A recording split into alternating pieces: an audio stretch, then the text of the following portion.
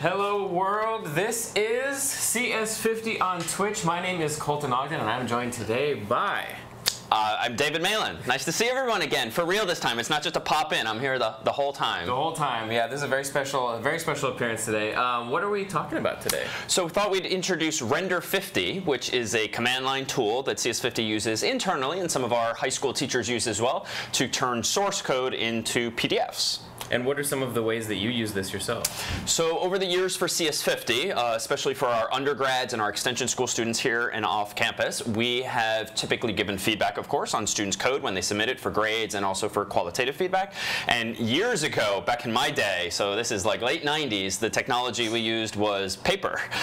And so literally part of the process of submitting your homework, your CS50 problem sets, was literally printed out in addition to submitting the files.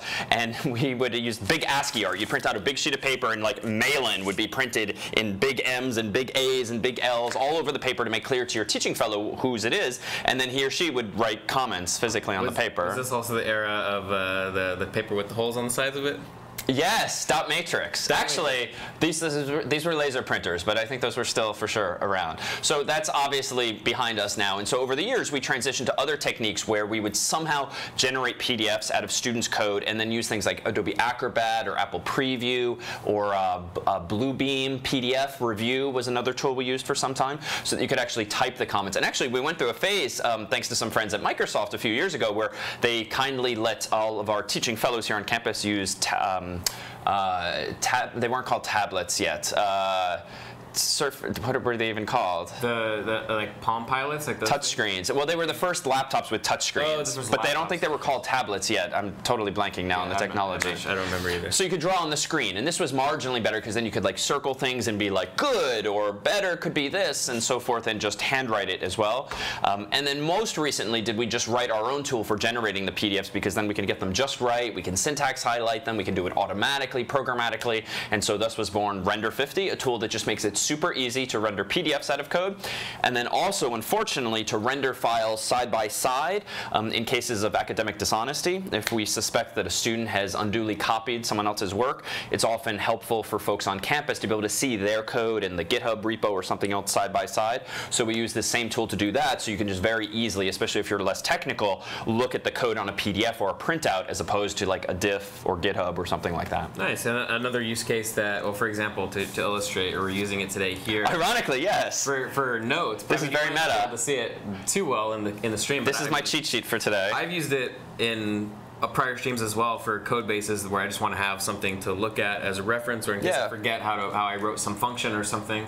And you use it for lecture notes too. All the time, like literally every lecture and any stream where I need some code to reference, just really as a cheat sheet to remind myself so I'm not futzing with the computer too much. I just run code through Render 50, get a nice pretty printed, syntax highlighted, colorful PDF, and then we just send it to a color printer and then do it old school like this. Is this related at all to the old Annotate 50 that we were working on back in the day? This is like a simplistic version of that, where you rely on actual human hands for the annotations or existing PDF tools. We did have a tool in the past that was more digital, but we've since deprecated that. Okay, cool. Let's make sure that we keep up with the chat. We got a lot of new names today that I saw. Sure, let's say hello. Getting in there. So Bella Cures is a regular. Hello, Bella. Good to have you. Joe4, VD Hug. Again. Hassan, the Twitch font on this sometimes is absurdly difficult to read against the... Yeah, it's very bright green. I have it on light mode for some reason, but Hassan Ijaz Mirza says hello. Hello. Good to have you, Hassan. I think that's the first time I've seen your name in the chat. So Brenda, shout out to Brenda. Brenda, nice to see you. Brenda tuning in, of course, from New Zealand, one of our furthest away team members. Good to have you, Brenda. Sham XR says good evening. Matthew the Goodman. Montreal, nice. From Montreal, so very good global representation. And here. Pakistan, the other direction. Wow. Yeah, there we go. Good night. Nice to see you. Thanks for tuning in before bed. Yeah, awesome. Some of the folks here are watching us like 4 or 5 o'clock in the morning. Yeah, well, it must be. Which is awesome. Well, I'm up at that hour too, so we might as well just do the streams then too. Yeah, VD Hug Acre in the middle of the Amazon forest. Interesting. Wow, all right, you're a VD Hug. You're going to have to elaborate on that one and how that's working. Twin Tower Power, generic third quarter of the day, greeting from a country on one of the continents of Earth. Nice. Okay, this is a puzzle, isn't it? It's almost like a very like a political statement, like very generic. Yeah. Yes. Hello, Earthling. Waves at folks from around the globe, says Brenda. AbiTech18, hello everybody. Hello, Abi. Good to have you. Gareth Butler 2. Hello. That's a new name as well. So many new names today. Paulton 1987. Hello, hello, hello. Hello, everyone. Yeah, the green really doesn't work very well. Yeah, it's a little bit... Bavik Knight, we've been chatting online too often. Nice to see you. Yep, okay. And Verani was here in yesterday's chat. Hello, Verani. Nice. Little JR, hello from Brazil. DJ Heinzo, hello. Unspecified location from TJ. And this is great. Siberia, Russia, that's terrific. Yeah. Also far away and pretty cold, though frankly it's been pretty darn cold here lately. Thankfully today and yesterday not as bad. We had that blizzard last weekend. Yeah, that was terrible. That was horrible. Though I don't know if we'd compare it to Siberia. Yeah, Siberia is pretty rough. To us that's like a summer, or to them that's like a summer, but you know. And then Mad King Vala says hoi. Nice. Hoi. Nice haircut. Hey, nice haircut comment. I haven't gotten it yet. They're joking. I told them I was going to get my haircut. Oh. I think today I told them I was going to get my haircut, but I didn't get it today. All right, so I guess it's being sarcastic. It's not actually very nice. No, it's not. But it's okay. It's very soon, I promise. Actual promise. Okay, I think we're all caught up on the comments. So why don't we I'm going to transition to your laptop so we can start taking a look at that. Here we go. Hopefully looks. Is it the right size? Everything good? Yeah, we can zoom in a little. Folks want to see a little better. Just want to make sure that the actual editor, it wasn't cutting off your screen. Nice. I hope everyone enjoyed. Does anyone have any questions about how the technology works, any of the code that we looked at, or where you can go from here? This will be amazing when we resplice it. Sorry about that. Facebook booted us. It booted our server. So we're cross-streaming right now to Twitch. We're cross-streaming to Facebook and to YouTube. Right now, just to YouTube and to Twitch, but it looks like Facebook kicked us for some reason. So if you're watching or we're watching on Facebook, sorry about that. All right. But hopefully we're now back and we can dive in. Yeah, let me just make sure that we, if they had any questions before we started. Sure, yeah. We were. Looks like no. Which I guess we'll do one question from Hassan. Which language do you prefer between C and C++ before we begin? I'd say C. C++ certainly gets useful when you want to do something object-oriented, obviously, by definition. I find it a little messy, though it's one of the earlier OO languages, at least that really was popularized for software development. But it's also just a little messy. Syntactically, it's kind of a pain, I think. So I never really loved it. Okay, cool. And then if everybody in the stream, definitely let us know whether or not you can still hear us, whether or not everything looks good. I'm going to refresh. It looks like everything's live on our end, so. But let us know if you can hear us, just as a sanity check for us too. All right, cool. Wonderful. They're saying 100% now, so I think we're okay. All right, so if you'd like to play along in any way, let me suggest you go to a couple of URLs. We can paste them in here. If you want to go to cs50.readthedocs.io/render50. We have some documentation there as to how to use the tool itself. And if you'd like to look at the source code as well, I have that open up in another tab here, github.com/cs50/render50. And what we'll do, I think, is a mix of kind of making some things from scratch, maybe look at the actual source code toward the end to point you out at the various features and how we did things. But what I think is cool about Render50, even though, to be fair, I wrote most of it, is that it's really a mesh of various technologies and techniques. So the goal at hand, quite simply, was we've got some source code, one or more files in C, Python, JavaScript, whatever, and the goal is to turn it into a PDF. How do we go about doing that? Well, let me propose this. Let me actually go ahead and just download some code that we've already written. So github.com/cs50. How about libcs50? This is the so-called CS50 library, and it's got a few files in here, but I'm just going to go to cs50.c, which you might not have actually ever seen, but is in fact the code that implements CS50 library like getString and getInt and getFloat and so forth. And I'm just going to go ahead on GitHub and save this just so that I have a big file locally that I might want to print out so that my TF, for instance, could comment on, give me feedback, sort of an in-person code review in written form. So let me go ahead and save this on my Mac here as cs50.c in my downloads folder. And let me try printing this as a PDF in the simplest way possible. I can go ahead and open up this file on a Mac with something like TextEdit. Super simple text program. It's the simplest of text editors. And you'll notice it doesn't even support syntax highlighting. So, all right, fine, I'll sacrifice that. So let me go to File, Print. Fun fact, I think that was one of the first text editors I ever used. TextEdit? Oh, I'm sorry. Just in plain text mode, not in rich text mode. Oh, yeah, rich text would really mess you up. Yeah, it would be pretty bad. And so you'll see, you can kind of see a preview here on Mac OS of what this thing is going to look like. It's not going to look good, but on Mac OS you can actually PDF things pretty easily. Windows you might have to jump through a couple more steps, but I'm going to go to PDF, save as PDF. I'm going to call this CS50.pdf. Author is John Harvard, sure. And then I'm going to go ahead and open this PDF in my downloads folder. And you'll see that, wow, this is really just a mess here. I've opened up Acrobat, and the comments are wrapping. It's obviously just black and white. Acrobat is doing its stupid thing here. Now spinning beach ball. So we're just filled with problems here. And it just kind of goes on and on. And, you know, this isn't bad. Like, you could certainly write comments on this. You could certainly type comments on this, but it's not all that pretty. I really love this comment style here with the line breaks. Yeah, well, I wasn't designing for 8.5-inch width. So we could, of course, do this a little better. I could go in here, for instance, and say, well, let's not do that. Let's actually print it again. Let's go to show details. And, you know, let's do one step better. Landscape mode. Hey, that looks a lot better. Game changer. So let's go ahead and do this, and I'll just open the PDF directly this time. And okay, so we're actually in better shape because it looks like 11 inches for US letter paper, so to speak, is actually pretty good, at least for my commenting style. And so it seems to be better. But what do you think? What more could we do here? Well, it looks like some comments, for example, right here, still do break, so you're not immune to the problem. I can imagine a large Boolean expression or the like also taking up more than 11 inches worth of characters. But I mean, it just looks ugly, like it's just black text on a white background. As a programmer now, I'm more used to syntax highlighted IDE, something like VS Code Atom, Sublime, or the CS50 IDE. And frankly, I'm not a huge fan. Also, I guess Render 50 normally does white background and colored text.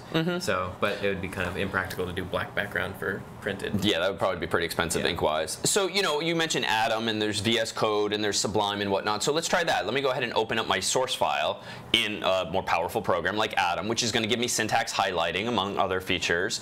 And so this is nice here because if I start scrolling down, okay, it looks beautiful. And you'd think, well, let's just print this, hopefully without the black background.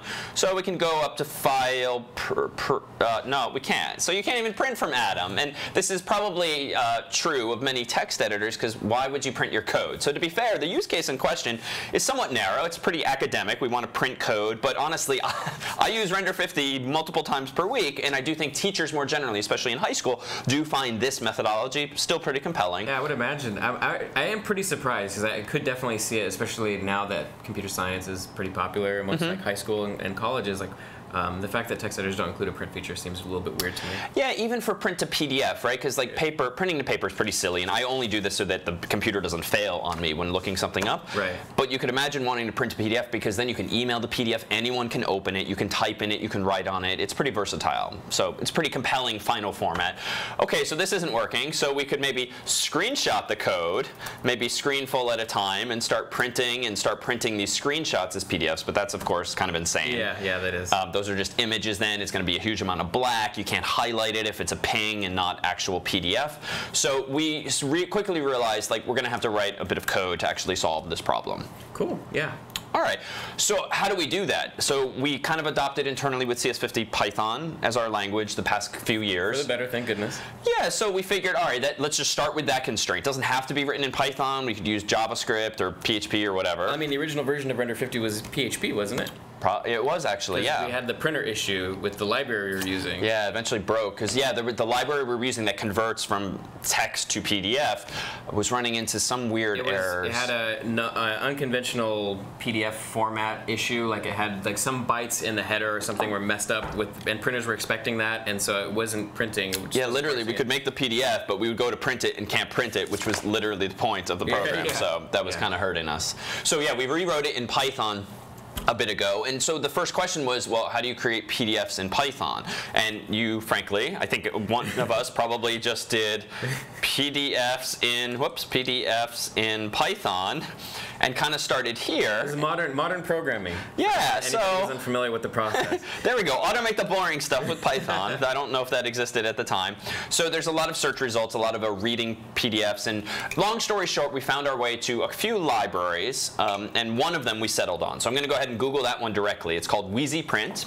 It's a free open source library. That's been continually getting improved. In fact, the author has been receptive to pull requests even for bug fixes and performance improvements. I'm a big fan of their webpage. It's very, if you want to refresh the animation, like that. Yeah, it's pretty cool. This has nothing to do with PDFs, but it does have to do with CSS and JavaScript and probably. The top little bit there, that's cute. Yeah. That's cool. So what's nice is this is freely available on GitHub. You can pip install it, which is the Python package manager. And so this just lets you take specifically HTML to, per this little demo, PDFs. And so this is what was a new interesting experience for me. Like, it turns out you can, and some people do, use CSS not just for printing to screens, but also printing to paper. Books can be laid out with HTML and CSS in a very resizable way. Like here in the US, we use 8.5 by 11 inches for paper. Folks abroad might use other measurements as well, A4 or something like that. And so there's actually built into CSS support for printing that we actually leverage for Render 50. So let me go ahead and do this. In advance, what I've done is this. I've got a terminal window here. I happen to be using CLI50, which is CS50's command line interface based on Docker. For more on that, check out our stream from the other week. Yeah. But I'm using that just so that I have all of my libraries and stuff pre-installed. But you can do this on a Mac or PC. You're just going to want to install Python 3, and that's about it. Initially, pip if it doesn't come with your distribution. And what I'm going to go ahead here and do is this. If I type ls, I've got my cs50.c file in my terminal environment. And I'm actually going to go ahead and run WeezyPrint of cs50.c, and then we'll call it cs50.pdf. So this WeezyPrint, this is a Python library that's been exposed or been aliased as a sort of a Linux program? It comes as both. So it's both a library and it's a program that you can actually use. Okay. So if you just run WeezyPrint, then the name of the input file, then the name of the output file, it's going to take that input and turn it into a PDF using the WeezyPrint library. So let me go ahead and hit enter.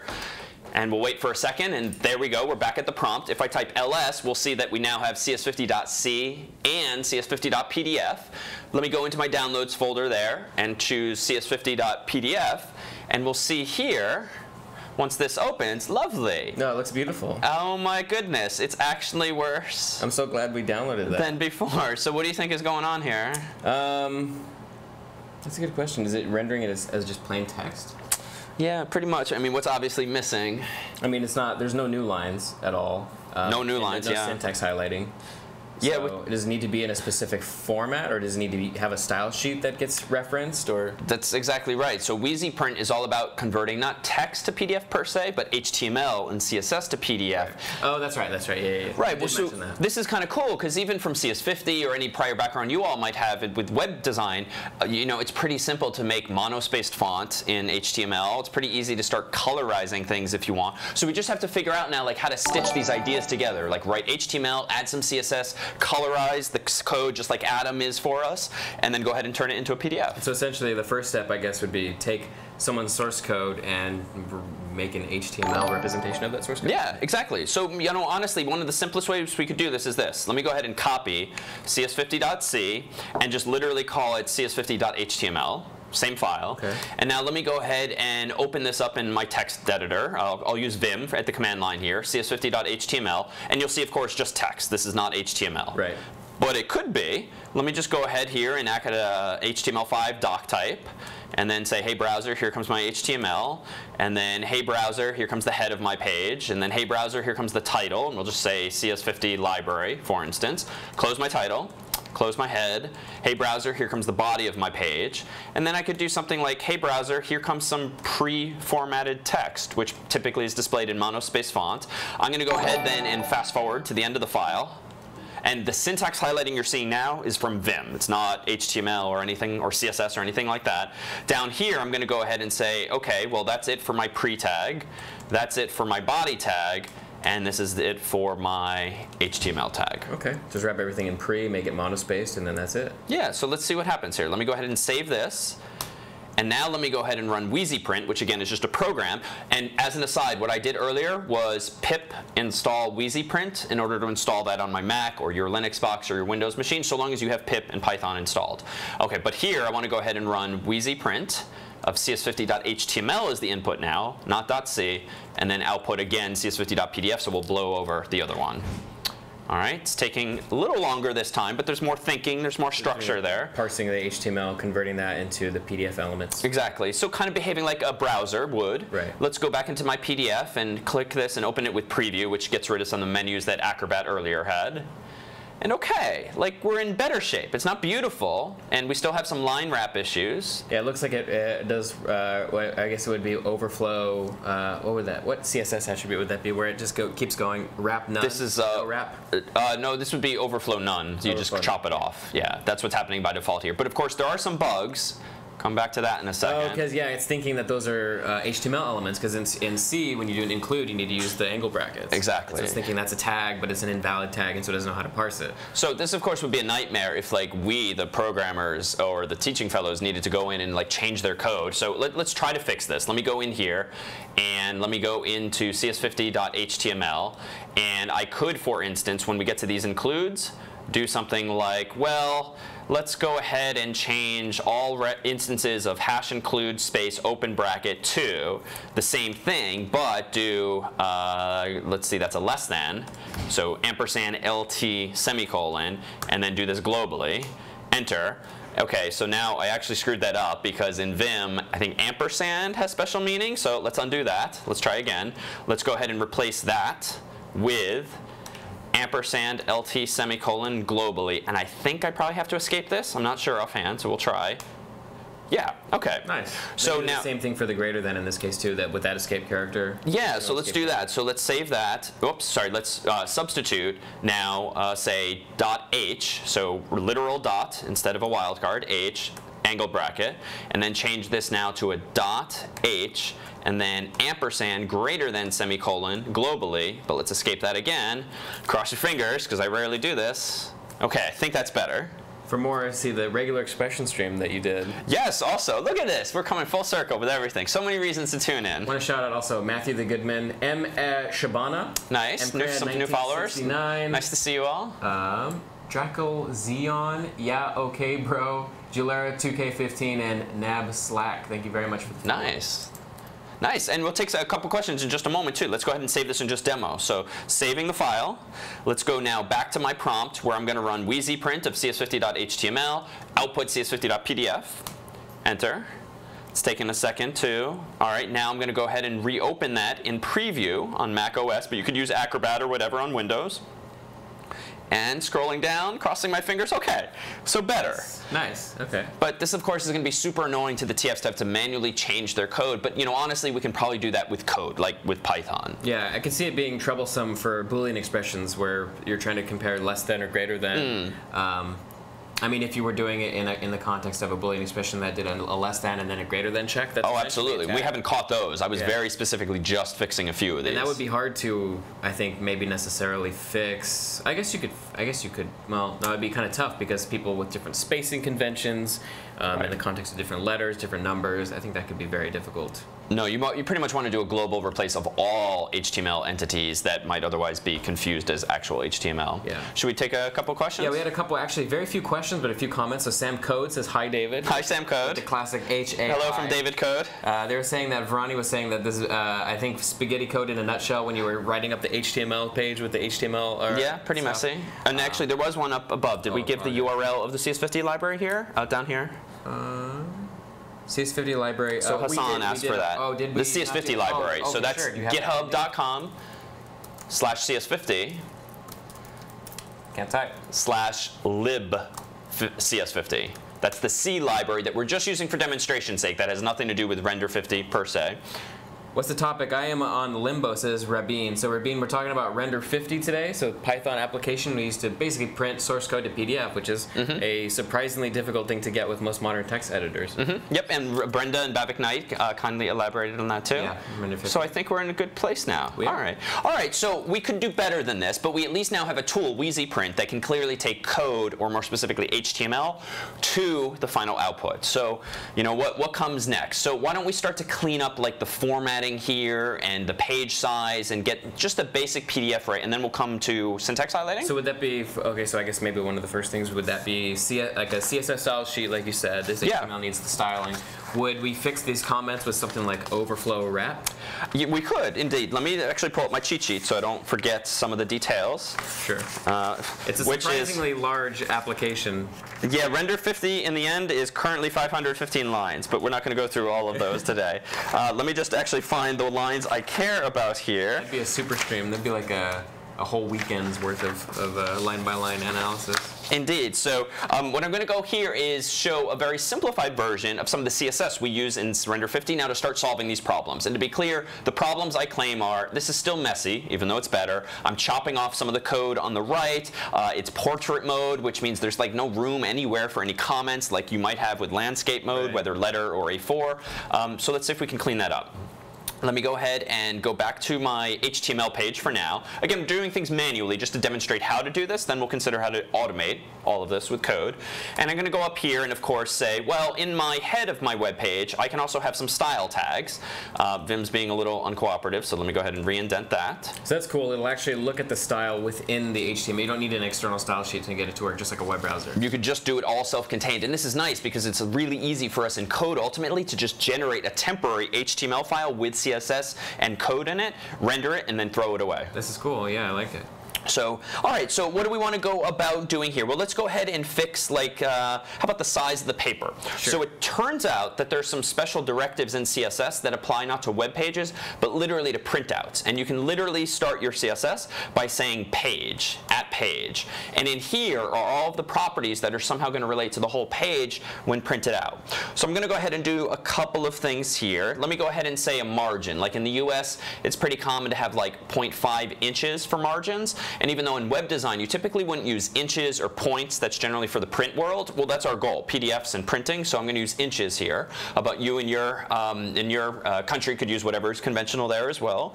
Let me just go ahead and add some paper size. So it turns out for paper size, you can literally say something like letter landscape. And these are well-defined values in CSS. In fact, let me go ahead and open a browser and Google CSS page size. See if we get some helpful results. I like to go to Mozilla's MDN, Mozilla Developer Network, and you'll see here that this defines the size and orientation of the box, which is used to represent a page. And so you can more literally, this size corresponds to the target size of the printed page, if applicable. And if we look down here, on this site, you can see some sample syntax. You can just say auto, which is what I was getting earlier, just default to like letter in the US and portrait mode, but you can also specify landscape mode. You can specify the size of the page, so if we had smaller paper that we wanted to print to or want smaller or bigger PDFs, you can specify. And then it understands A4, so if you're abroad, you could say A4 landscape as well, whatever suits your paper best. Nice, something that you don't often see in the world of web programming. No, I mean, you dive into this rabbit hole and I don't even know if I knew this beforehand until we actually had a problem to solve with it. Very flexible, but also goal 1 says, we'll use it, very helpful, thanks for sharing. Nice, nice, cool. And MDN is the best, says Rabin as well. All right, so let's see. So I've specified a margin, which just gives me like a white border, just to keep things away from the printer, because a lot of physical printers can't print full bleed, so to speak, where the ink bleeds to the edge of the page. So we'll give it at least a ½ an inch. And then letter is, for those unfamiliar, 8.5 inches wide and 11 inches tall, but landscape means rotate that 90 degrees. Those, yeah.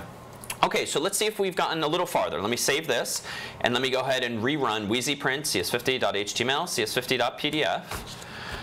Give it a second or so. Might have to do a little more thinking. All right, now let me go back to preview, and notice it's automatically reloaded, and it's already kind of in better pedagogical shape. Like I now have some actual margins on the right-hand side here, where I could write comments with a pen or type them in Acrobat or something.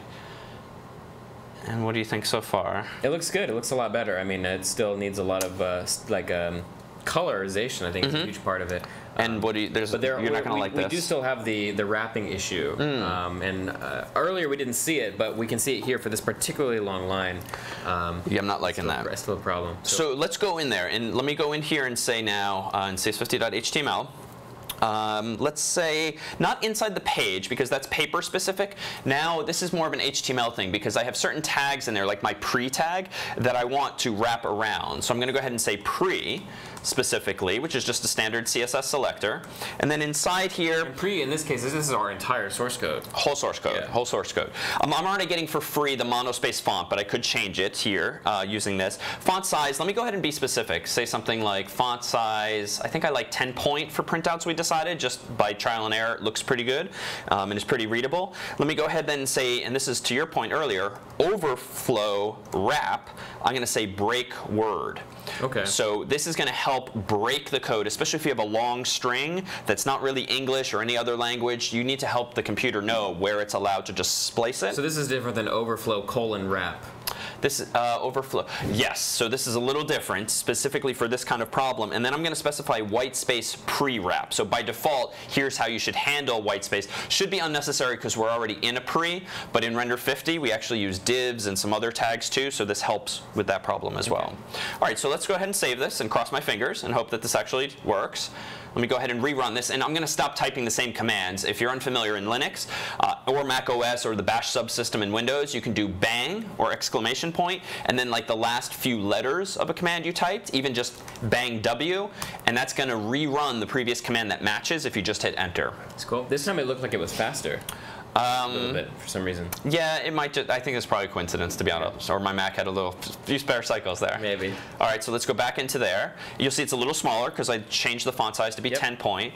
Let's scroll up, and now more fits on the screen. So actually, I probably shouldn't have tricked you by both shrinking the font and then claiming to solve the problem. So let's actually undo that. Let me go back in here and not change the font size and see if we're actually solving a problem. WeezyPrint. Whoops.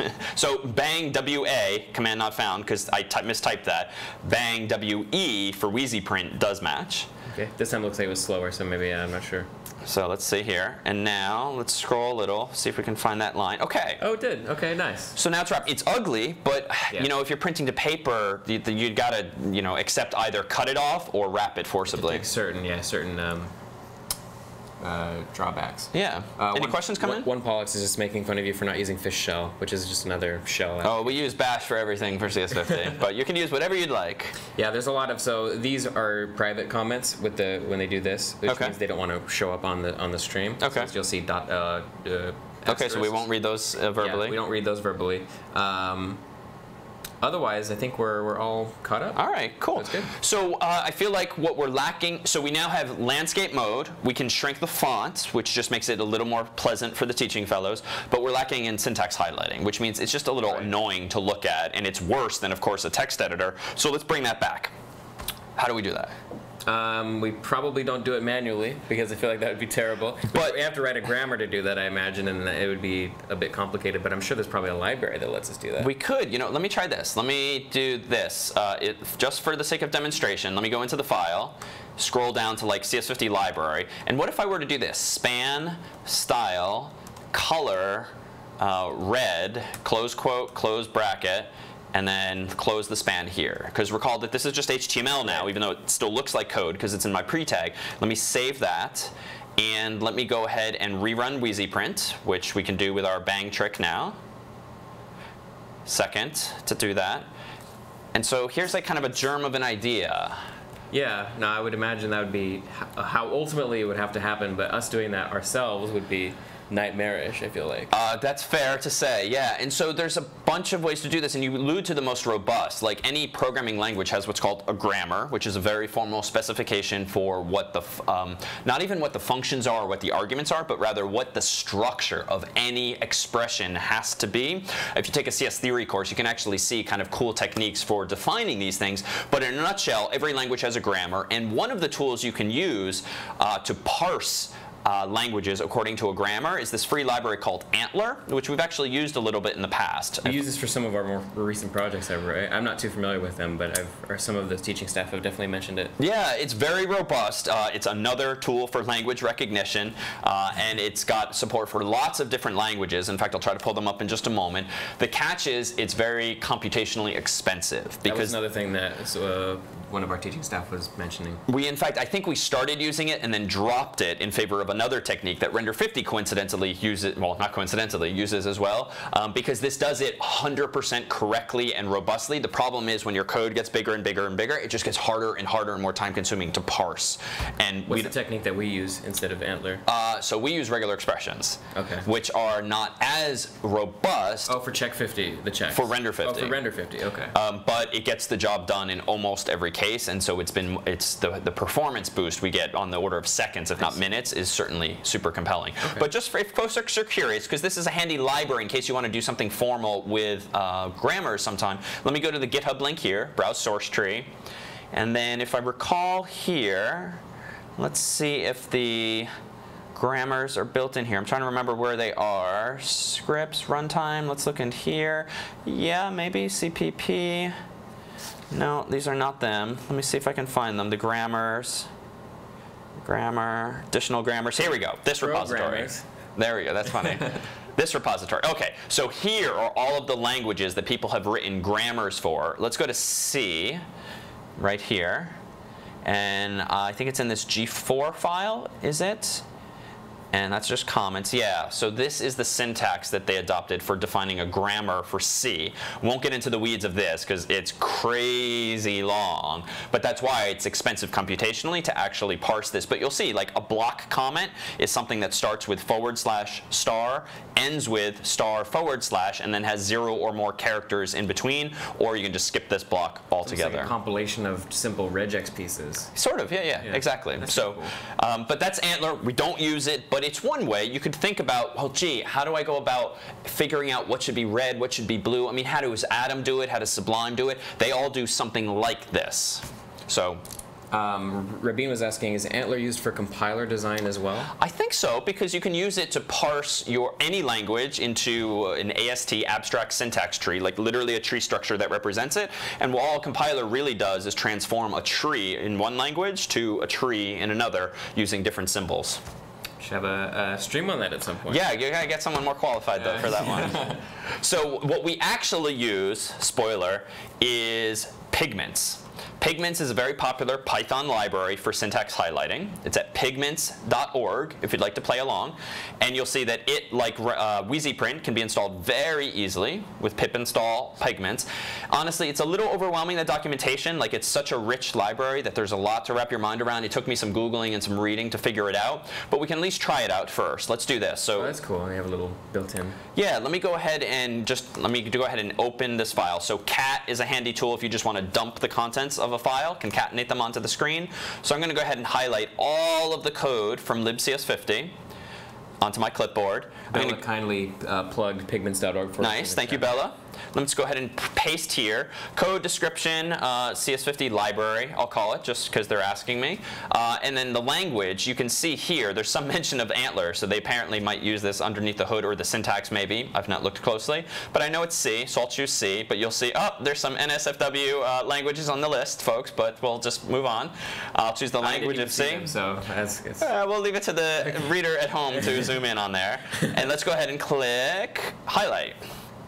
And you'll see now, if we scroll down, that we have some minimalist highlighting, and it's honestly really hard to see here. Let's zoom in on this. Yeah, I'm not a huge fan of the that theme. Yeah, this is awful. This is like dark green, this is black, this is dark red, this is light blue. So actually, let me see where it is in the UI. Yeah, here we go. Use this style. So friendly, ironically, is pretty unfriendly. Not friendly, yeah. And I don't remember which one we use offhand, so... Monica, I mean, Monica is a good one for text. A lot of text editors will use that one. Okay, so let's use that one. For printing, we probably don't use it. Obviously, black. But this is awful. This will cost us a fortune in ink, but it's a lot more readable. Yeah. So if you ever wondered where night mode or dark mode comes from, it's just another CSS theme, especially in Atom, which is based on web browser, based on HTML. So that looks nice. Let's see if we can find one that is appropriate for printing.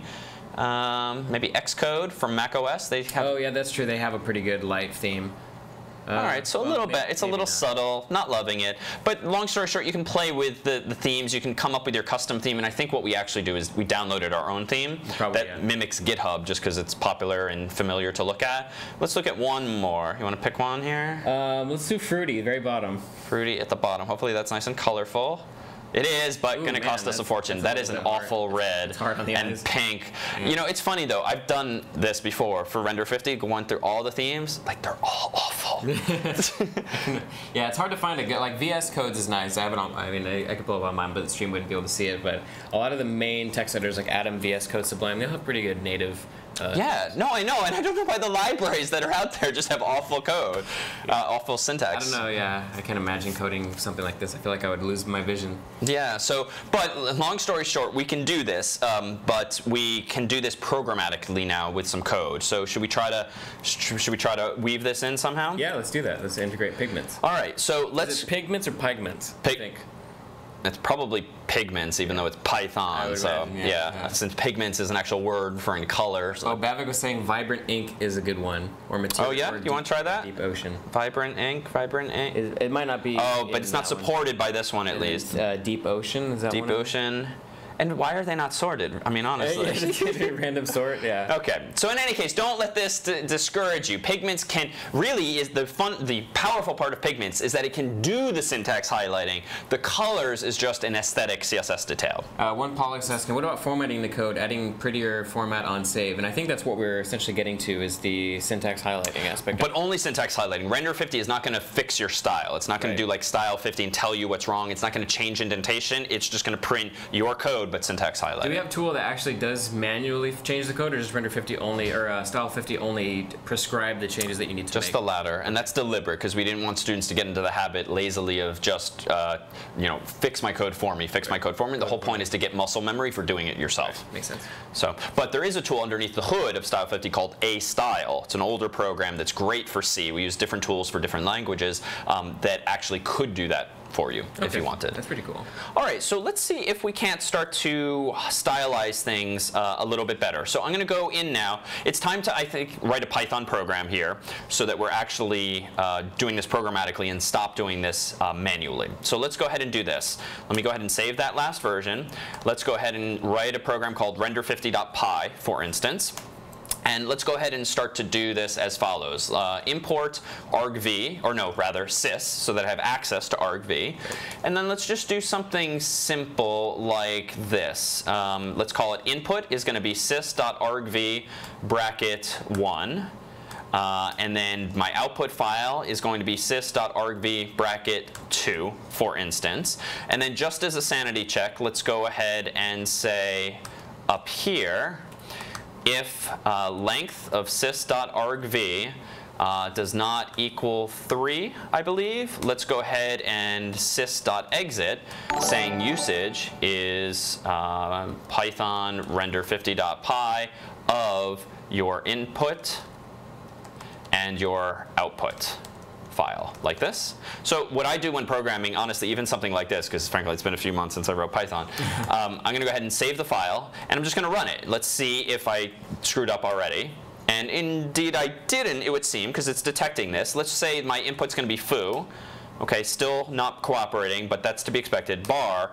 So I think I'm okay. It hasn't done anything, but you know, the next sanity check I would probably do for myself is this. Once I've gotten these variables, I might say something like, let's just print out input is, and then I can go ahead and put a placeholder here and say input.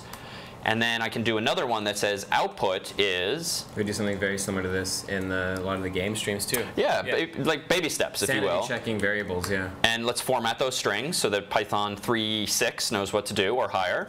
Let's go ahead and rerun this. Python of render50, foobar.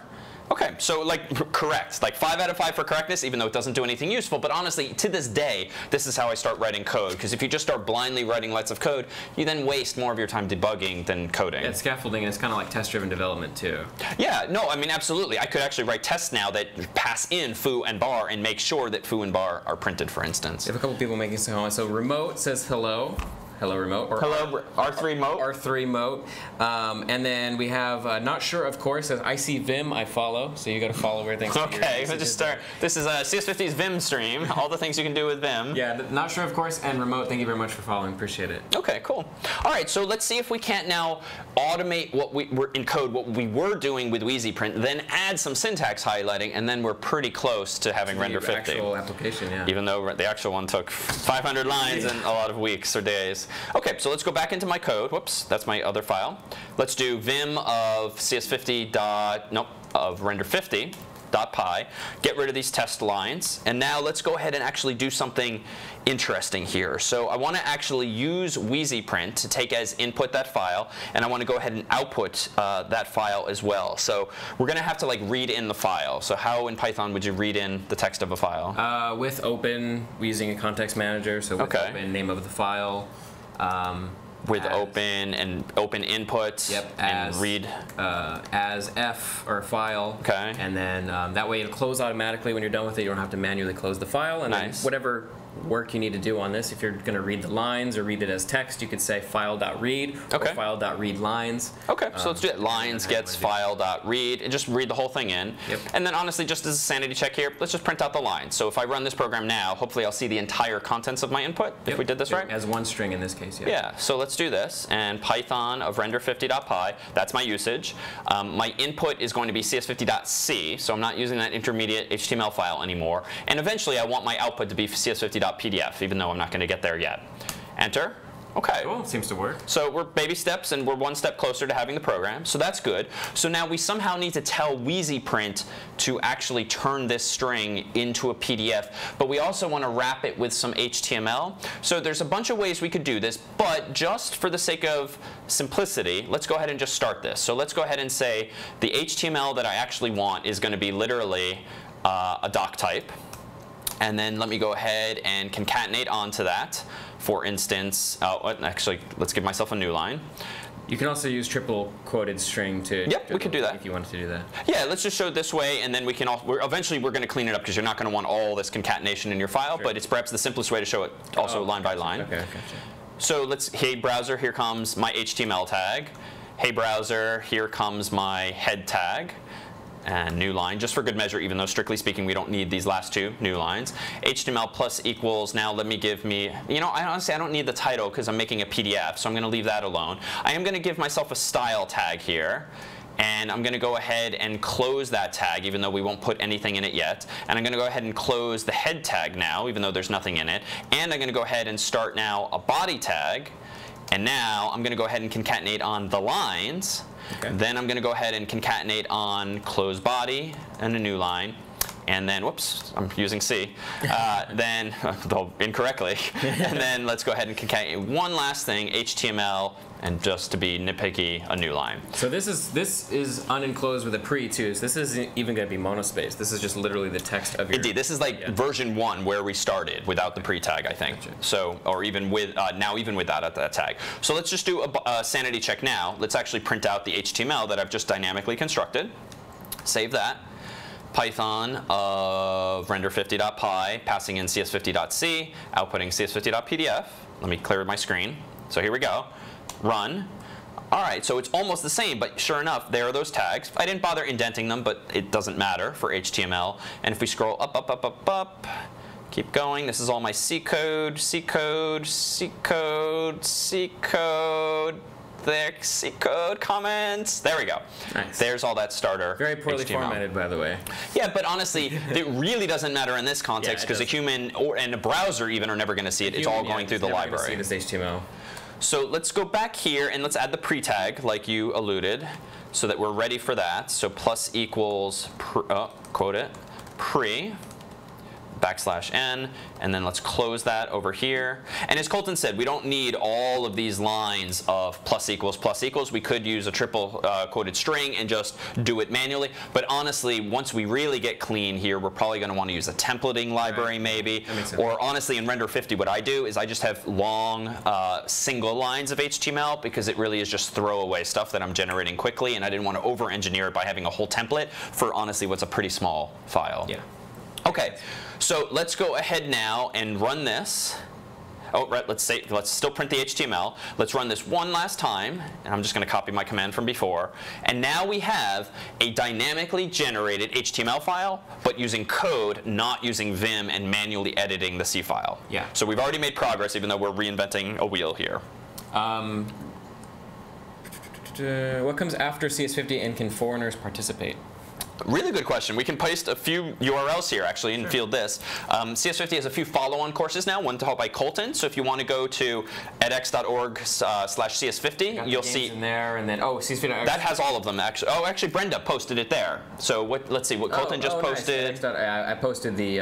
Okay, well, we'll paste all of them. So we have /web for the web course and /mobile for Jordan Hayashi's React native course as well. So those are 3 good follow-on courses. They love VS Code. Just type exclamation point and that's it. Oh yeah, because there are certain text editors. I don't know if maybe Vim has something like this. You can type basically in VS Code. You can just type HTML tab and it'll just give you an entire template for free. Oh yeah. Vim probably has something like that too. I'm sure. I just don't have fancy Vim plugins. I do it old school. Yeah. And aside from that, I think we're. Oh, and JMC516 saying, "Yay, David is here." Nice to see you too, Good JMC. To see you both. Hope your week was. And good. these courses, are they equally short? Oh, okay. So that's being asked. We'll answer that publicly anyway. Are these 3 other courses equally as short as CS50? Well, I'm not sure I would call CS50 short. Yeah. But they're no longer than CS50, and they're probably a little less work because there are fewer projects over multiple weeks, whereas CS50 is week after week after week of work. At least if you're doing it in real time. Prepares you for anything, any course. Perhaps, indeed, yeah. Why is it sometimes that I have to specifically read a file in bytes with RB instead of just R?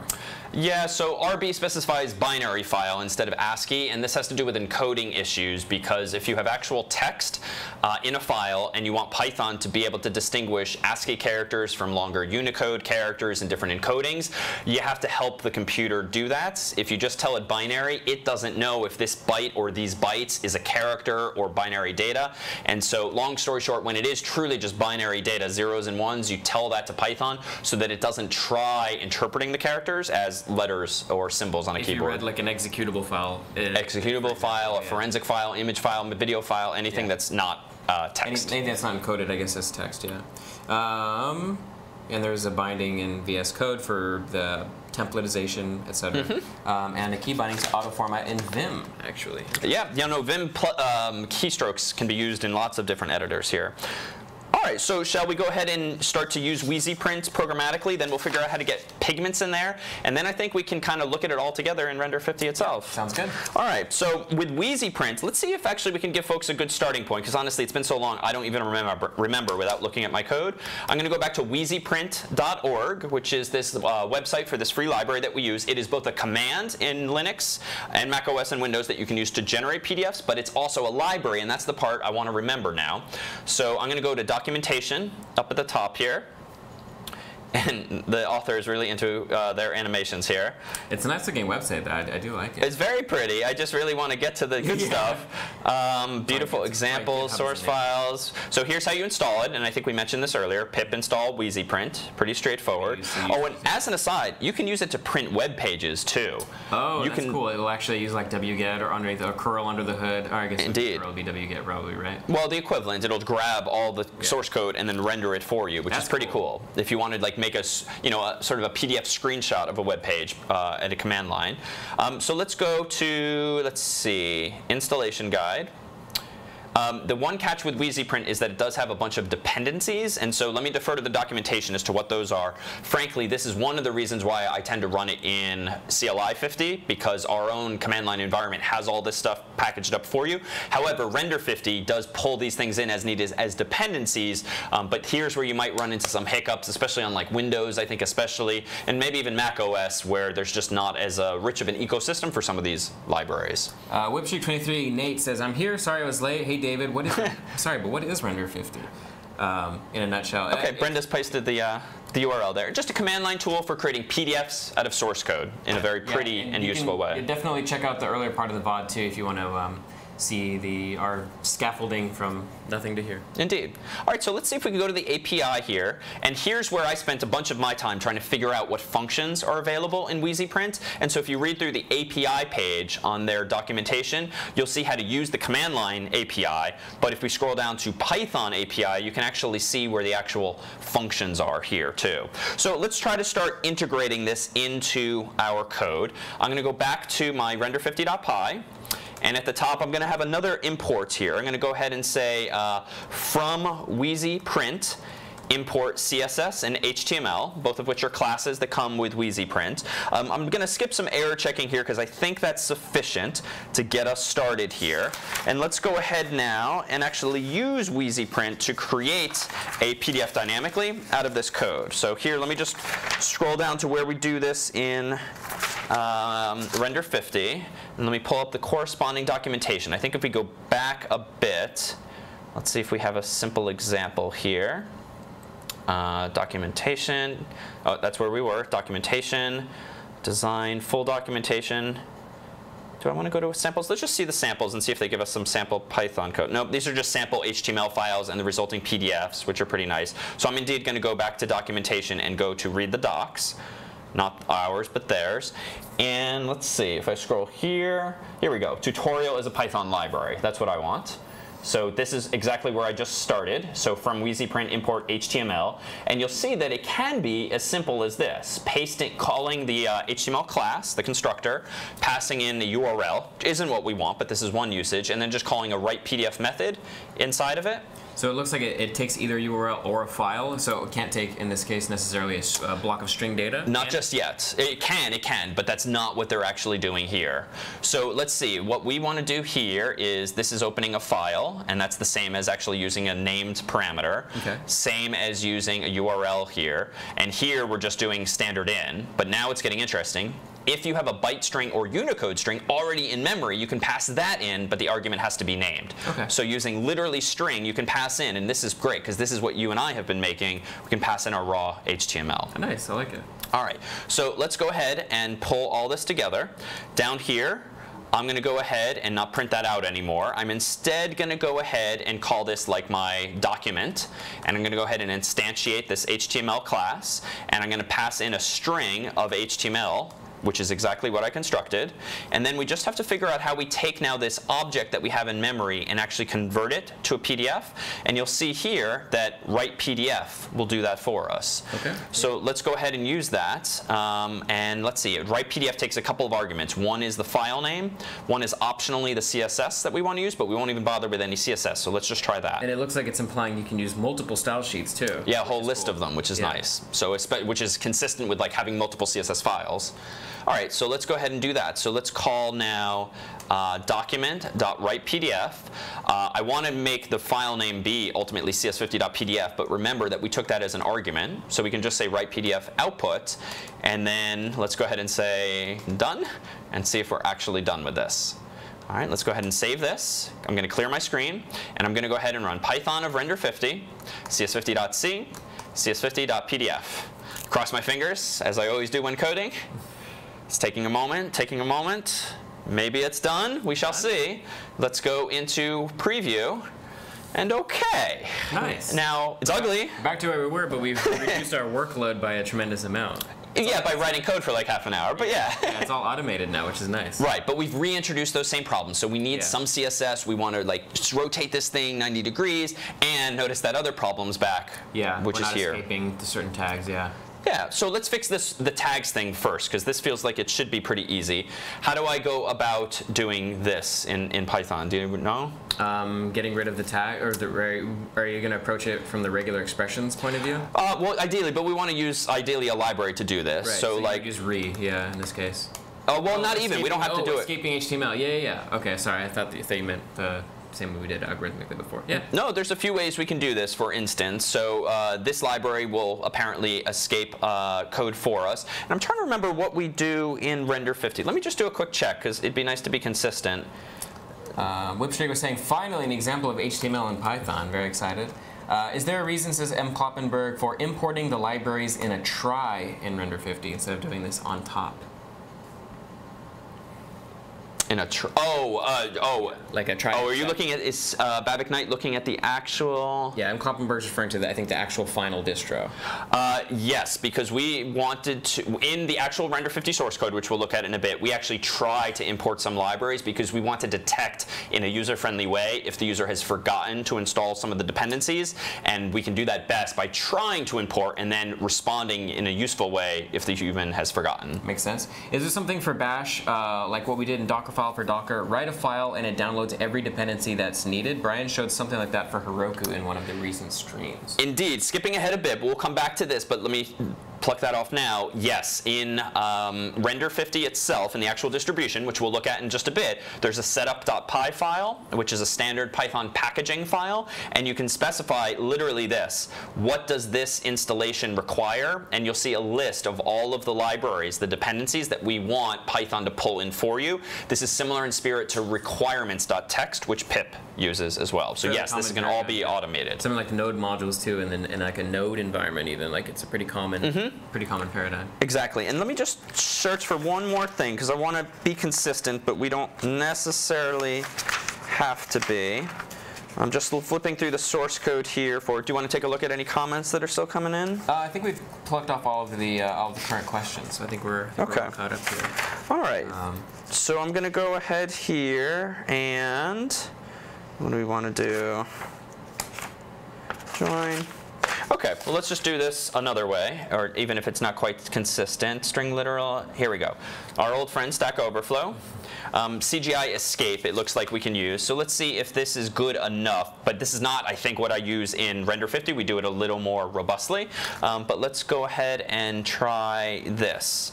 Let me go into my code. And at the top, I'm going to open up render50.py again. At the top, I'm going to go ahead and import CGI, Common Gateway Interface. And then in here, when I concatenate on the lines, I'm going to do CGI escape of those lines. So I pass as input the lines, which are from the raw file, which we read in, and hopefully escape all those dangerous characters. Let's go ahead and rerun that same render50 command as before. Okay, so this is why I didn't use CGI escape. It's deprecated. Use HTML.escape. Well, that would cause issues though because we're already using. I guess you could do from HTML import escape, and then that would. Yeah, so using it. That's fine. So let's do that actually. Let's do this properly, like they're saying. So from HTML import escape, and you're right. Now down here, I don't say CGI escape. I just say escape. Yep. Let's save that. Go clear my screen and rerun Python on Render 50. No deprecation. It'd be fine if there's another deprecation. There you go, just a rabbit's hole. Okay, done, question mark. That's from me. That's not my interpreter questioning my abilities here. Let's go back to this and scrolling. All right. Nice, looks good. So programmatically, right? No find and replace like we did in Vim before. Yeah, this will fix all issues. This won't be just the context of include statements. This exactly. will work for Boolean expressions and other areas. Anywhere there's an angled bracket that's dangerous. So, yep. Cool. All right, so now let's fix the CSS style, and then we're almost there. I mean, and frankly, in retrospect, I'm wondering why I struggled so long to write Render 50. That's okay. But here we go. Let's go in here and add some CSS. So I'm going to go ahead and preemptively say that my CSS is going to have a few strings. And what did we want earlier? Well, we had like the @page sign, and I think we had a margin of 0.5 inches. Yep. And we had a page size of letter landscape for the US here. And I'm just doing this as a one-liner. I could pretty print it like I did before, but again, it's code. I could put this in a separate file, a template, but honestly, it's so short that it just feels fine, to me at least, to bake this into my program itself. If this were a massive set of style, probably the separate page or a separate file would make sense. Yeah, and I'm never going to change this. It's not like I'm collaborating with a colleague who's going to make the CSS change over time. Like, this is kind of a one-off, so I'm okay with this if you are. But I am going to specify that line break stuff. So I want to concatenate onto this for my pre-tag that I want to do. What were those lines that we had before? It was, I forget that exact style. Yeah, me too. Here we go. It was overflow wrap. So overflow wrap is going to be break on words when you can. And then lastly was white space. Whoops, white. They get weird dashes in weird places. White space is pre-wrap. Tune in next week for our CSS stream, which we actually are having on Thursday. Oh yeah, that would have been a lot. This is something called CSS, Cascading Style Sheets. So this will make sense next week, I guess. Okay, I think that's enough. And then as I recall, this thing takes what, style sheets? Was that the argument? It is, yeah, and then it takes in a list. In a list. So I'm going to use square brackets because I only have a list of one thing. I could actually have declared two variables, like CSS1 and CSS2, though that feels a little messy, and passed in a list, but I'm just going to make a list of one string. We're on CSS3 currently. That's funny. Okay, version 3 of CSS. All right, now I'm going to, oh wait, but that goes in the print function, the write function. So let me move this over here. I goofed. I think that goes here instead. JSnobs, I love inline CSS. Here we go. I'm going to now exclamatory emotion done.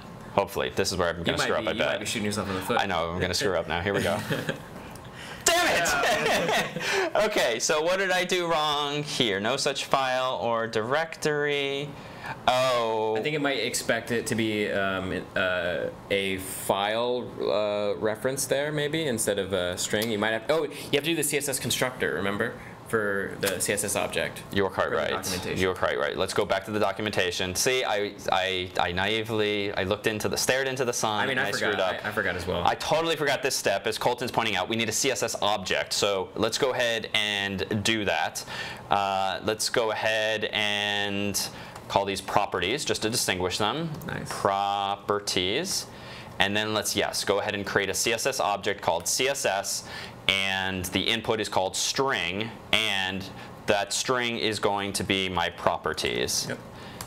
And now down here, what I pass in is that CSS object. Correct. Thank you. So in retrospect, I don't like the variable names I've come up with here. Like I use document for HTML and HTML here, so we'll clean that up in just a bit. Let me save this. Let me go ahead and clear my screen and rerun it, and definitely, I didn't cross my fingers before. That was the problem. See? That was the problem. All right, so now let's go back to preview to look at the PDF, and okay, now it's getting pretty cool. Yeah, so definitely landscape. Landscape mode. You know, let's decrease the font size just to demonstrate one other property. True. Let's go into we that. can test the wrapping too if we go down a little bit. Oh yeah, let's keep going. Let's be sweeping something under the rug here. Yep, it's wrapping. Indeed wraps. Down toward the middle there.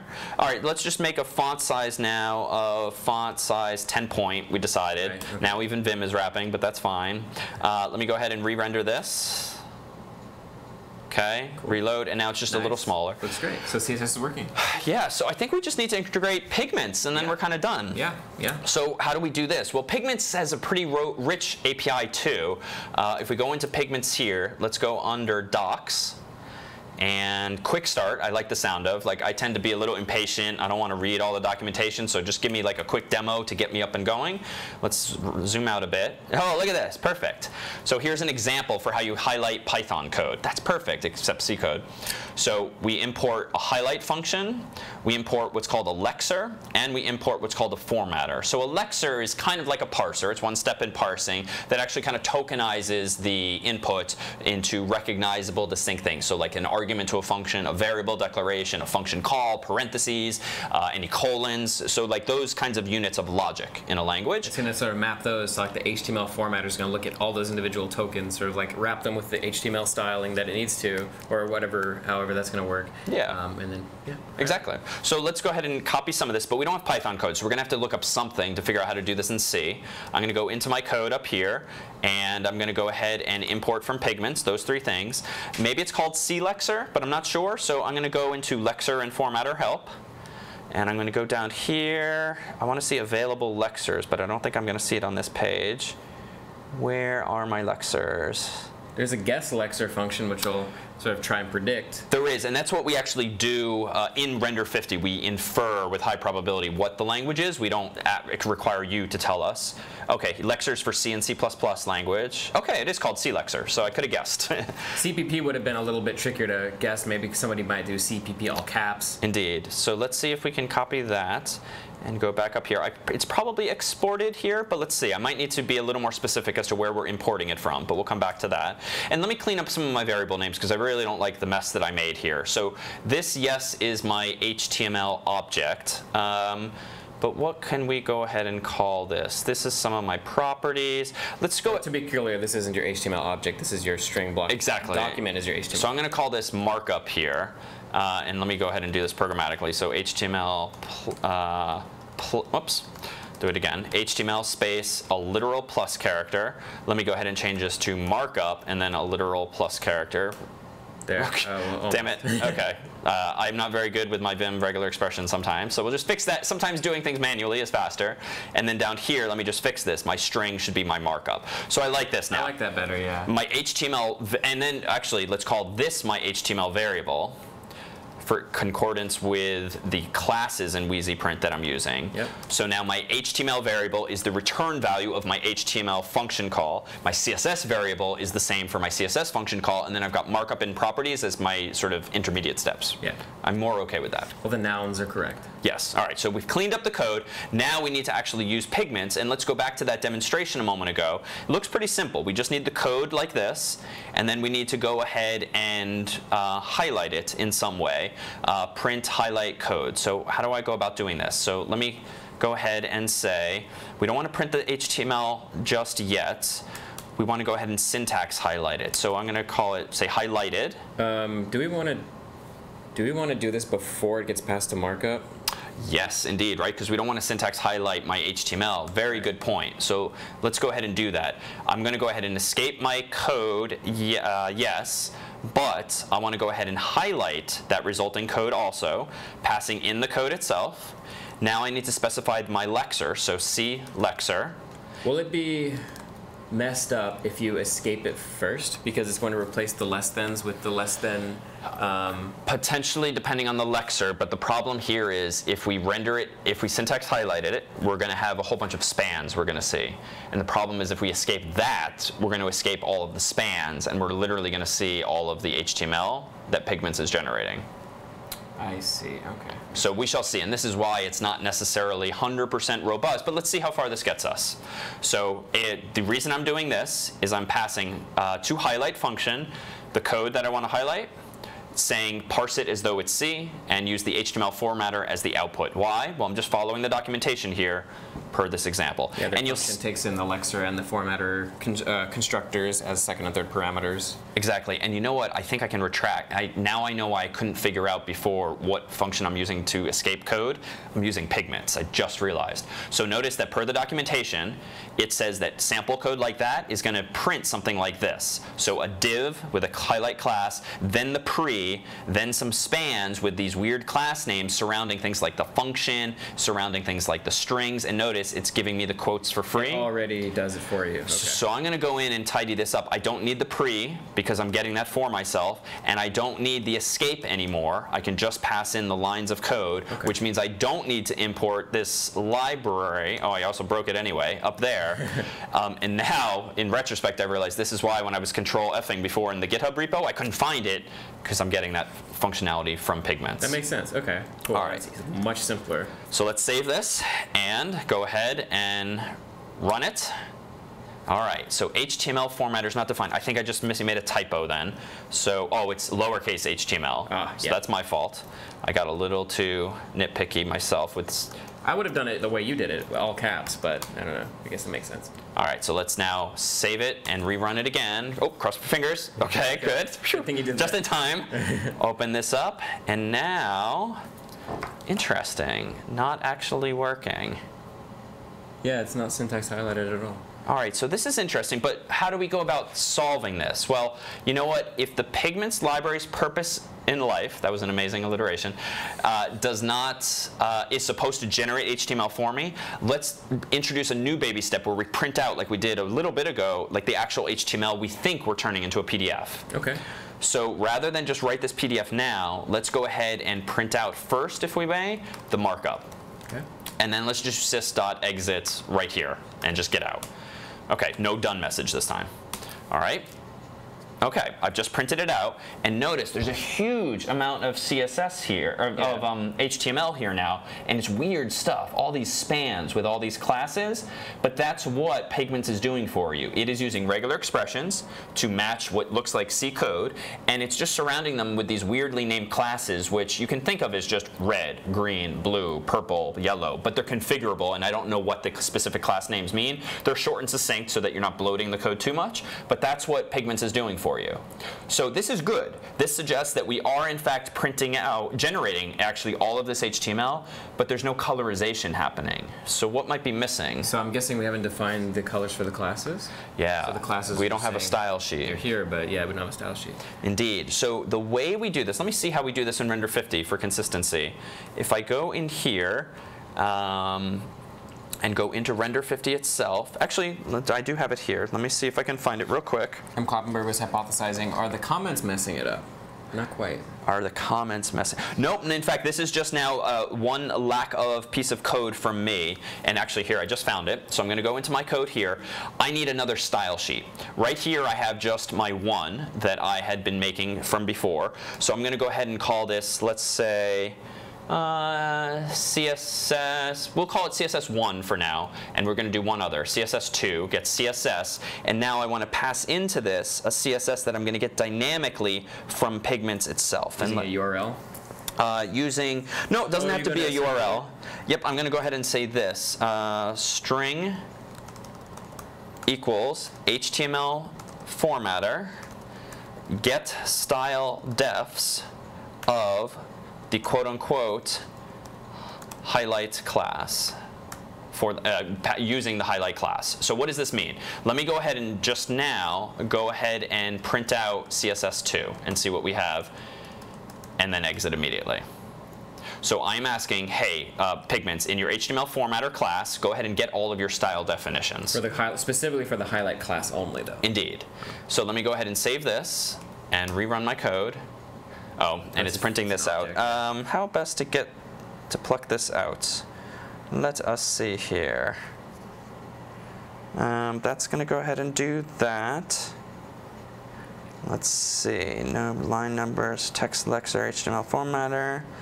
All right, just trying to figure out the easiest way to get this stuff. Let's go ahead and, can I print that? Let me try casting it to a string and see what happens, but I'm not sure this is going to work. Let me go ahead and run this. No, I want to see the actual HT. Oh, you know, I'm being stupid here. Let's just do this. Let's just call this my actual string S. Oh, you're wrapping in the constructor for CSS, right? That makes sense. And let me just do this. Okay, so now I have a temporary variable called S. I was overthinking that, my apologies. And let's just see what comes out of this. So now if I rerun my program, there we go. There I now have a default style sheet. So this has nothing to do with themes yet. This is just some default colorizations for C. And you can see that everything inside this .highlight class, which is on my div, per the documentation, there's all these like 1- and 2-character class names that now have these hex codes for colors. So highlight wraps the entire thing, and then it has subclasses, the MH and MI? Or in a sense, yeah. Subclasses, but like child or sibling classes. Yeah, this wrapper class highlight you can change to whatever, .foo, .bar. The motivation is so that you can use Pigments in a subset of your document and isolate it to just like one div, for instance. That makes sense. All right, so what is the point of this? I can clearly extract from Pigments by default all of the styles that I want to apply, but previously I wasn't, so in short, I didn't have Pigments fully talking to WeezyPrint just yet. So let's go ahead and fix this. I'm going to go back to the way it was before, where I have my second CSS object, CSS1 and CSS2. I'm going to go ahead and get rid of my prints, and I'm going to pass in now CSS1 and CSS2, thereby telling WeezyPrint, here's my CSS, and also here's Pigment CSS. Please combine them together just as CSS supports. Nice. All right, so now I'm going to be really bold here. Double exclams. Oh, man. Save it. Clear the screen. Double cross fingers. Okay, here we go. Okay, there we go. Two of us. That's a lot of cross fingers. All right, that's a bold claim. Here we go. Oh my goodness. That looks nice. Like beautiful. Nicer, how about we'll say. And you even have a little bit of a background too. Yeah, which actually I find hideous, so we'll have to fix that. And actually Render 50 does fix that. I just think this is stupid that there's a background color when you're printing on paper. It's a lot of ink too over time. So, but this is easy, and you'll see more on this next week in our CSS stream. You can do like a background dash color property and just change it to white or get rid of it altogether. We'll do something as complicated as background color in our CSS stream. And so suffice it to say, you could change those styles. You could download different style sheets in order to get slightly different colors, just as we do. But in this case, you're getting some defaults. You probably have to, if you have a particular style sheet of your own, you probably have to process it, right? Because it's going to expect the certain classes to exist. Yeah, it does have to. You do have to define it in terms of those classes. Okay. But this is all well documented in Pigments. Okay. So that's very satisfying. Any questions we should pluck off here? A lot of people thinking that it's really cool. Oh, thank you for crossing your fingers too. And then Bellicher's asking what CSS we need to just did that. Style sheets, which we did. M. Koppenberg was hypothesizing that comments mess it up. Virani was saying that it's great to explain everything in detail. Oh, good. Hope you appreciate when I screw up too. And that was about where we stopped reading. Okay. So everybody, we got a POG. So this is what's called a POG or POGChamp. Very excited. Nice. In remote saying it's really cool. Cool. All right. So we're I mean, we're kind of there. Let me propose that this very simple render 50 gets us, what, like 80% of the way there, because we've rotated to landscape mode, the motivation for which is just to have room on the paper for a teacher to like write or type comments. I don't love the page background, but you know what, let's just get rid of that because it's bothering me already. You can easily do that by swapping the CSS order, couldn't you, and defining background color in your own properties? We can, yeah, indeed. So let me go ahead and do that. Let me go ahead and say, how did we do this here? We stack this. Let me go ahead and do how best to do this cleanly. Let's see what happens when we go ahead and just add it here. But more on this next week too. I'm going to say inherit. Give me the default page color, whatever that is, which is white by convention. Let me go ahead now and rerun the program. No fingers crossed, so no promises. Reload. It's still there, but as Colton's alluding, cascading style sheets is all about cascading. And because my styles came before Pigments, Pigments is overriding mine. So honestly, the simplest fix right now might be just to reverse those. Let Pigments do its thing first, and then let me override anything that I want. Let's save that. Reload the PDF after re-rendering it. Go back here. Oh, and it's still here, so why is that? Strange. Is it a different property? It's not background color? Possibly. Let's see. I can, background color. Let me change it to, oh, you know what it is? You know what it must be? Background color must not be applied to the pre. It's probably applied to maybe the div that's surrounding that. So we're gonna have to fix this in a slightly different way. Oh, I see. Yeah, it would probably be the div. Yeah. Let me do properties plus equals, and then I'm gonna say dot highlight, and then go ahead and here and say, whoops, background color inherit. And actually, let's override the whole background, inherit whatever the default is, and let's see if this fixes it. Honestly, I'm guessing now. I'm just inferring based on the documentation. We could also just print out all the HTML and figure this out ourselves. We could even output the HTML, save it in an actual HTML file, open it in Chrome, and then tinker with it in Chrome with developer tools. Let's rerun this. Let's go ahead and reload, and voila. Nice. It's subtle, but now there's no more gray box, which is definitely better for printing's sake, and so forth. Bartel D, what are you guys building now? And we just finished, but it's a source code to PDF file that we use for a lot of different purposes. But you know, can we show off one more feature? Yeah, let's do it. It turns out that this highlight function that comes with Pigments has some fancier features too that we make use of in Render 50. So let me go into my highlight function, which is up here. And in addition to passing in those arguments, my code, my lexer, my HTML formatter, let me also go ahead and say line numbers equals, I think I can say true to give myself some line numbers. Cool. Yeah, this is nice. And let me go ahead and save that. And if I did this right, rerun that. Okay, got unexpected keyword line numbers. Oh, I'm sorry. That is an argument to the HTML formatter. Line numbers equals true. So that makes sense now because it's not, you're adding the line numbers to the HTML file. Right. So that was just user error. And now let me go ahead and rerun Python. Okay. Cool. No errors is always nice. And nice. Okay, it's a little weird. There's a little bit of a weird offset here. That's strange. And in fact, now I really broke things. Notice, look, I can't scroll. There's no more pages. Yeah. Well, I have no idea what it is. So this is why I think Render 50 took me many days, if not weeks, early on, because I ran into headaches like this. So let me propose this. Instead of saying true, actually, let me show you. What's the best way to do this? Let me go ahead and show you what is being outputted right now before we actually look at this. Oh, Bavik was saying we didn't cross fingers this time. Oh, well, that also was the bug, yes. Yeah. Let's go ahead here and just do a sys.exit after printing my markup that results from calling that highlight function. So again, we're just debugging now. Let me go ahead and rerun Python. Whole bunch of stuff on the screen. And let's go up to the top where we can see like the first line first, just to make this a little more straightforward. And you can see this. So you see all of the line numbers inside of, if we go up high enough, a table. Oh, does it seem to be like floated left or something and weird fanciness to get it to work? Related in spirit. So absolute position or something like that. WeezyPrint does not handle HTML objects that are taller than the page. Oh. I mean, it's as simple as that. And because this file is so long and because we have so many line numbers, what's happening is like the whole second page and beyond are just getting chopped off and just weird stuff is happening.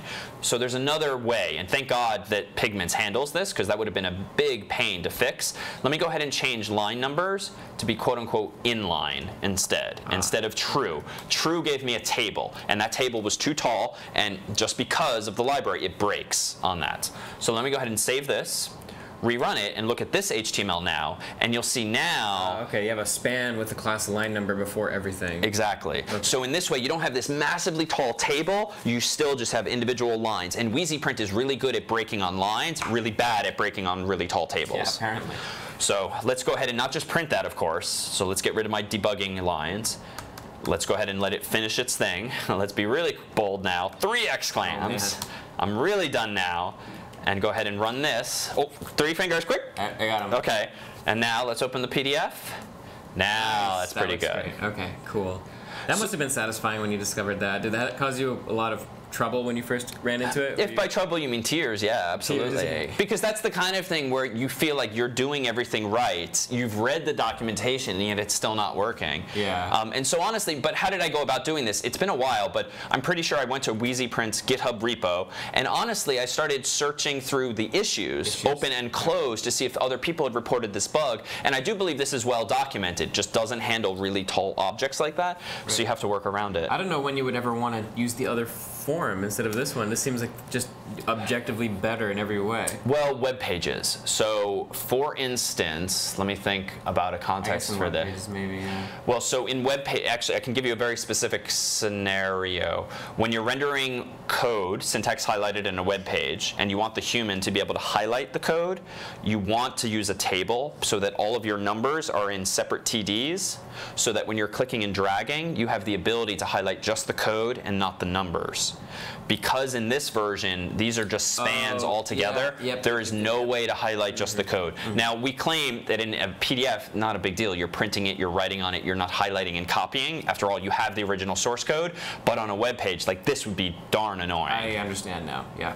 Makes total GitHub sense. had to deal with the same thing with their UI as well. But in that case, I guess, does it have the same issue in the web if you use the table? Does it have the does it truncate your line numbers if you do a page as long, or a web page that's certain wide? No, size? HTML is fine. It's the PDF because WeezyPrint and libraries like it have to do a bunch of arithmetic to figure out for a given letter size page, where do you chop it? What does it mean though to chop a table right there? It just gets confused. Real curious, Brenda was saying, if by trouble you mean tears. Quoted that, and then M. Kloppenberg followed up by David showing his soft side right there. Yeah, it's happened late at night, 4 a.m. You'll see me curled up in a ball on the floor. Yeah. So here we have like a very simple Render 50. It's not that featureful, so why don't we in our remaining time take a look at the real Render 50 for just a couple minutes and see what it does differently. Yeah, let's do it. All right, so I'm going to go over to GitHub here, where we have the source code for actual Render 50, and you'll see that there's a few files in this repo.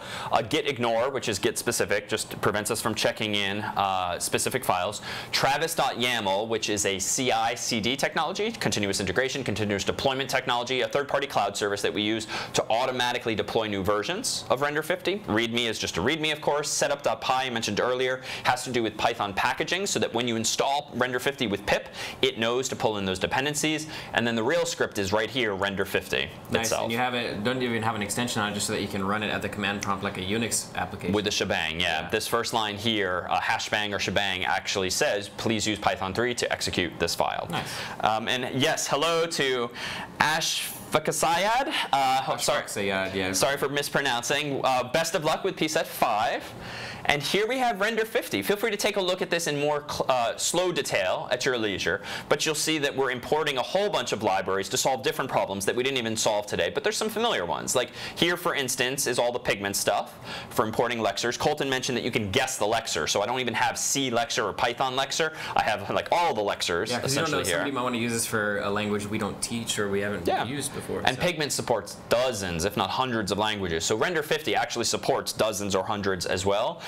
There's another PDF library in here. Fun fact, for rendering PDFs side by side, one here on the same page, we actually use a separate PDF library that Colton actually figured out, because the goal is to essentially render 2 PDFs and then concatenate them together so that each one in the US would be 5.5 inches wide, and then you jam them together like this. So it was kind of a pain. Can't do that alone with WeezyPrint, can't really do it well with HTML. So we actually, for Render 50, create 2 PDFs if you use side-by-side mode, and then combine them. I just now remembered adding that feature. I had totally forgotten until this point. Yeah, so you know this code. A little bit.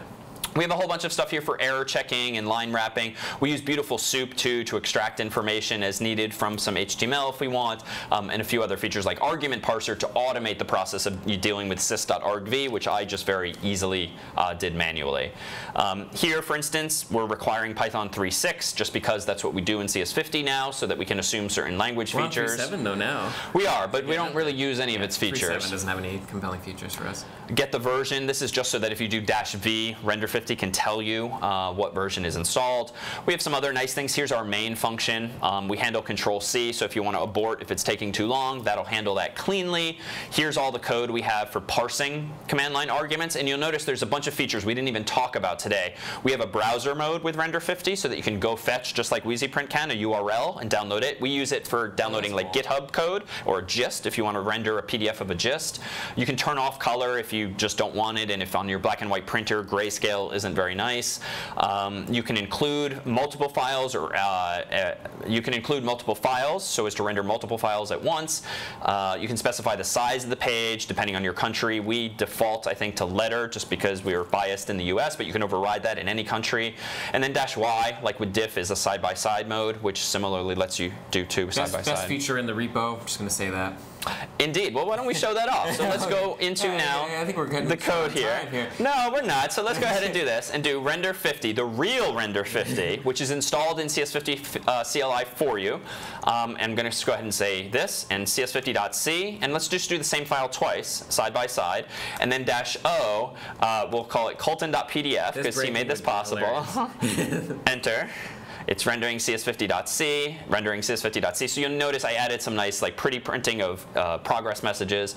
Let's go into my downloads folder, Colton.pdf. We'll go ahead and open it with preview, and voila. It gets ugly a little bit with because the comments break so much when it's that narrow, but. But we would do this not, to be clear, to render the same file side by side. It's usually a file that's been submitted as homework, and then another file that student's work is awfully similar to. And we don't use this so much internally. This is when we refer to other administrators at the university if they, often as less technical folks who wouldn't be as comfortable using like a command line software that we provide and such, can just literally print this out, or on their own Macs or PCs just open it up. And even though it's not perfect, like, it fits on a traditional page and therefore just has a nice compatibility with the target audience. Easy to print and whatnot. But this is essentially, to Colton's point, to his feature, 2 PDFs that we've just concatenated together at the right size. Yeah, makes it pretty easy, the PyPDF2 library. Indeed. And you'll notice a couple other things, if I may. If we use the real Render 50, and let's execute it not just on 2 files, but just instead on 1, outputting CS50.pdf this time, you'll notice that we have features like, do you want to overwrite the existing file, just as a user-friendly feature, and telling you again in green what you've done. And if I go and open up CS50.pdf, this is slightly cleaner, I think, than the ones we created today for the following reasons. So one, I found it very obnoxious how big and black the line numbers were. They were kind of a distraction when you really care about the code. Right. So Render 50 makes them gray. We have this little border at the top, a line with the file name, just to make it obvious, honestly, for people like me when we're trying to figure out what file am I looking at. In lectures, for example, too, when you mention printing a list of files, you'll glob like an entire list of maybe C or HTML files that you want to print onto your thing, and then like you staple them all together. It's easy to lose track of what you're doing. Indeed. And we actually did address that highlighting feature. Well, you'll see this still happens in the PDFs here, but notice we do have a second page, so we are using the inline page numbers line numbers to avoid that same issue. But beyond that, we pretty much implemented Render 50 entirely. We just don't have additional support for web pages and such, but we can do that. Let me go into, say, how about CS50's Python library called Python CS50. Let me go into the source directory and grab cs50.py. Shout outs to Kareem Zidane, by the way. Kareem's one of our big contributors here. You'll see that this on GitHub is just the source code now for our library for Python, which has getString and getInt and getFloat and a couple of others. Let me go ahead now and just copy this URL and if we're not getting too greedy, let's go ahead and render a whole URL. Whoops. Let's go ahead and render a whole URL. That's weird. Terminal is messed up. Let's see if we can do that again. Render 50 of that whole URL. It's ugly, but that's just a... It's like an NES type bug. It's a Docker bug, actually, in this case. Let me go ahead. I mean, it looks like in the NES, you would like tiles from different maps would like move over to the other side of the screen. Yeah, it was a bit weird. So, but the code is hopefully still working. Yes, let's overwrite it. And notice it's grabbing that URL via HTTP. And if I open this PDF now, looks similar, but you'll notice we've rendered an actual URL from the web. And that URL is even clickable too. So this is all thanks to HTML and CSS. That's awesome. I love it. So that then is render 50, and I think what's cool about this is honestly not the specific lines and the specific use case, because not many people in the world have a need for syntax highlighted PDFs, but I think it's this combination of technologies. Like you understand a bit of HTML, a bit of CSS, you need a library for generating the HTML, the syntax highlighting, you need to understand CSS to stylize it the way you want, and then you need a library for turning that text, or HTML and CSS, into PDF, and that's what WeezyPrint does for us. Yeah, I think it's great. You know, learning the basics of Python is one thing, but actually going and using it to accomplish something, and something tangible too. This is something that's physical. Yeah. I think it's great. Yeah, it's awesome. So if you'd like to play along at home or learn further, again, the first URL we started with today, we can type it one more if time for new folks, cs50.readthedocs.io/render50. You can install it there on your own Mac or PC or Linux box, so long as you have Python and pip installed. There's some documentation there as to how it works, and then you can follow the link there at the bottom, source code, go to the GitHub repo if you want to just kind of look through and suggest if you find bugs or missing features or poor design. By all means, submit a pull request if you know how on GitHub. But that then is render 50. Yeah, it was awesome. Thanks so much for coming in and showing Thanks for hosting this. Really nice to see everyone out there. Yeah, absolutely. There's a few comments that we didn't grab. Sure, let's pluck those off. Rabin 1 a.m. in Nepal. Wow, okay. Thanks for staying awake. And then Ashfaq was very happy. He gave us a holiday present. Ooh. Very cute. And then Bavik was saying, used to find cheating and referring to the two PDFs side to side. Yeah, not so much used to find it. We use other software to actually find the similarities. We then use render 50 to show the similarities. Right. Nice. If anybody has any last questions, definitely let us know. But it's been about a little over an hour and a half, actually. It's been closer to 2 hours. It cut after the first drop of the stream. Okay. So we've actually been streaming for, I think, an hour and 50 or something like that. What time is it? 2:40? Hour and 40, I guess. Yeah. But yeah, let us know if you have any questions. Otherwise, next week, so you and I are going to be doing the code review on Nice. Friday. Yeah, looking forward to that. Yeah, that'll be awesome. Send us your submissions. Do we have that URL that we can paste in? bit.ly/CS50 Twitch code review. Okay. So that's our long URL. Yeah, I couldn't find a good short one that actually made sense. That's but if you go there, you'll be able to submit some source code that you have on GitHub or a gist. I mean, both of them are on GitHub, but either a repo or a gist. We'll take a look at it. It's catered towards beginner/intermediate programmers more so than somebody who's maybe working on a massive code base in a more professional environment. But even if you are, we're happy to take a look at it. But it's more of a style and design grade. We're not going to be doing bug testing or the like on camera. But yeah, definitely let us know if you want some feedback on your source code, and we'll give it to you next Friday. Sure. And there was maybe thereafter. One other question, very library specific. Bavik Knight asked, does getString in CS50.c, which we've been printing today as a PDF, free up allocated memory at the end? Yes. We actually take advantage of some more modern features of compilers to actually do garbage collection of memory so that students do not need to know about free in the first few weeks of CS50. Cool, cool. Bella saying thank you, David and Colton. Stream was awesome. Nice. Thanks, Bella, for joining. And thanks, Bartle D, for the follow. And hexadecimal. I like that. Ooh, I like the 16 in the hexadecimal there. That's awesome. That is cool. DJ Malan, Pip Pop, and Scratch, not just on the turntable. Nice. Okay, thinking J-Stom's referring to a DJ. DJ. Colton does some DJing too. A little bit. It's been a little while. Thanks for the awesome stream, says Bavik. Thank you for tuning in. Thanks everybody who tuned in today. We had very consistent, good viewership that ramped up. Remote, thanks for the stream. Awesome. Oh yeah, and next week, so we have the code review on Monday. I'll be doing Minesweeper Part 2, so we'll finish up Minesweeper. We did a good solid 50 to 60% of it on the last stream. Kareem's gonna do Flask next week. And shoot, I'm blanking on the other stream. CSS. Yes, I will be doing CSS stream next week as well. Yeah, okay.